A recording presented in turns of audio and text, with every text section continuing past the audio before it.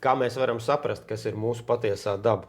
Tas ķermenis, kas tev ir, tas nav tavs ķermenis, tas ir dabas radīts ķermenis. Citreiz vīriešu ķermenī tiek instalēta sieviešu programmatūra, un citreiz sievietes ķermenī tiek instalēta vīriešu programmatūra. Kāpēc mēs mēģinām uzlabot savu ķermeni, rīkoties ar savu ķermeni pēc lapatikas, un gala rezultātā cilvēks pats kļūst par preci? Materiālā izpausme pielāgosies tālāk taviem apziņas procesiem, ja tu strādās ar savu apziņu. Kāda ir mūsu saikne ar šo te apkārt esošo dabu? Dabas pieskāriens tam ķermenim, ko mums daba ir devusi, viņš ir saistīts ar pieskārienu mūsu apziņai. Kāpēc ir jāsvin dabas svētki? Kāpēc tieši svētkos mēs iegūstam spēku? Ja tu nesinhronizējies ar šiem dabas svētkiem, tad tu neizbēgami degradēsi. Tāpēc daba ir ļoti vērtīga. Mēs bez dabas nevaram dzīvot. Ja daba pārstās eksistēt, arī mēs kā cilvēku suga pārstāsim eksistēt. Un tieši tas pats arī, ja mēs pārstāsim eksistēt, arī daba pārstās eksistēt, lai kādam to negribētos varbūt pieņemt. Ir dabisks, kas ir pārdabisks.